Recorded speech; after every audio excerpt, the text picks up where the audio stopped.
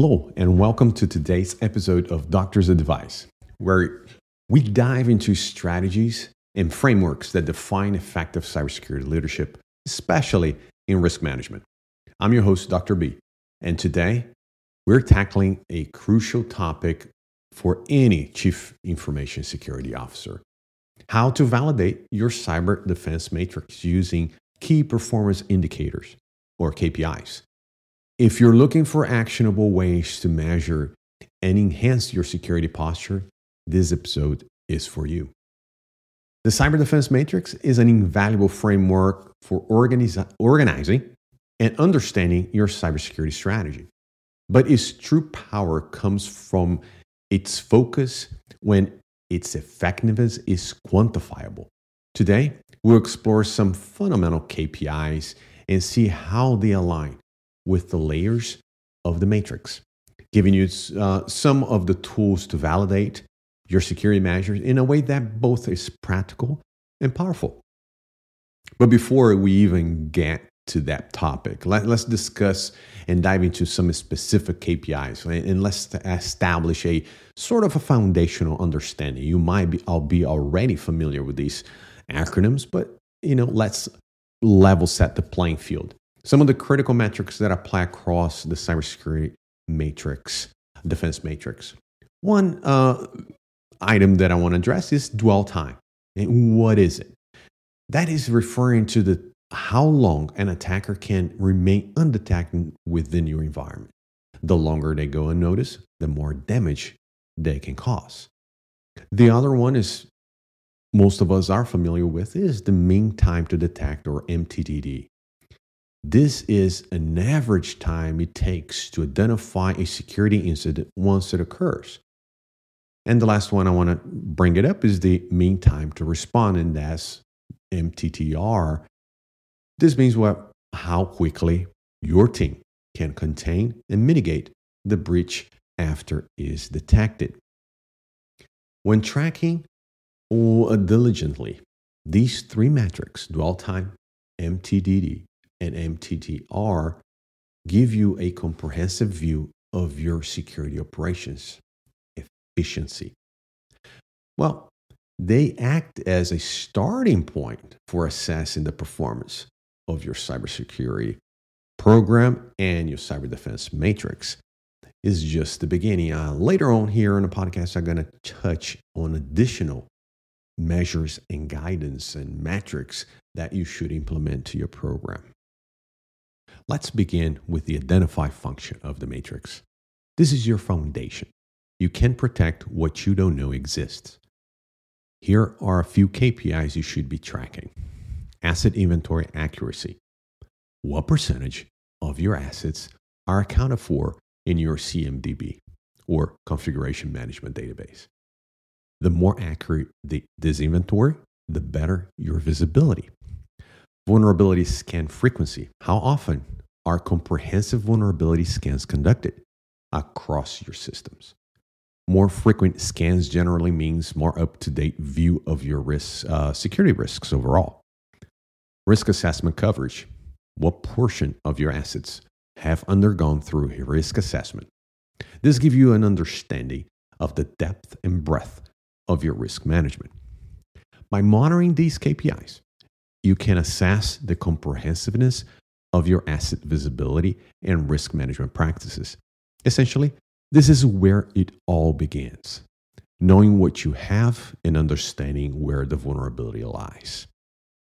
Now that if you identify your assets and vulnerability, it's time to focus on the protect function, ensuring that your defenses are strong and reliable. Here are some KPIs to consider in this function. Patch management time. So basically, patch management deployment time, if you will. How quickly are critical security patches deployed across your systems? This is of the essence when it comes to patching vulnerabilities. Firewall rule compliance. What percentage of firewall rules are aligned with your security policies? Properly configured firewalls are essential to secure an environment. Lastly, endpoint protection coverage. Are all your endpoints equipped with the latest security software? The more endpoints cover, the more secure your environment. These KPIs shed some light of the robustness of your protective mechanisms and whether you are maintaining a hardened security perimeter to fend off the attackers. Next, the detect function is where your ability to spot threats comes into play. Your security monitoring and detection systems are your early warning signals. So here are some important KPIs to include in this phase. The ones we mentioned earlier, MTTD by threat type. So how long does it take to detect different types of threats, such as malware, phishing, or even insider threat? The faster you can detect, the better your chances of containing the damage. False positive rate. What percentage of your security alerts turns out to be benign? Too many false positives can overwhelm your team and make it difficult to actually find the real ones. Threat intelligence utilization. How often are you using threat intelligence to inform your detection efforts? The more your detection systems are informed by external data, the better prepared you are. So these KPIs are essential for assessing the effectiveness of your detection capabilities, allowing you to refine your threat hunting strategies. When an accident does occur, though, your ability to respond quickly is critical. That's where the respond function comes in. The KPI here that you will want to implement is the MTTR by incident severity. How quickly can your team respond to incident of different severity levels? Incident containment rate is another one. What percentage of your incidents are successfully contained before causing significant damage? And lastly, playbook adherence. How closely does your incident response team follow established playbooks? Standardized processes ensure a consistent and effective response. Monitoring these KPIs help you evaluate your incident response team's performance and whether you can quickly contain and, of course, neutralize these threats. Finally, let's talk about recovery. The recover function is about restoring normalcy after an attack. KPIs to consider in this phase is recover time objective. How long does it take to restore critical systems and data after an incident? Recover point objective. How much data loss is acceptable during recovery? And lastly, point incident review timelines. How quickly does your team conduct post-incident reviews and implement lessons learned? These KPIs help you measure the effectiveness of your disaster recovery plans and your ability, of course, to bounce back stronger after a breach. To fully realize the power of these KPIs, CISOs like yourself should consider creating a comprehensive dashboard that provides a holistic view of these security postures. And dashboard should visualize KPIs, use the charts, graphics, and tables to present the KPIs in a clear, intuitive manner. It might be a PowerPoint, might be Power BI, might be even Excel, but you have these visuals for you to measure and have this sight overall of your security program.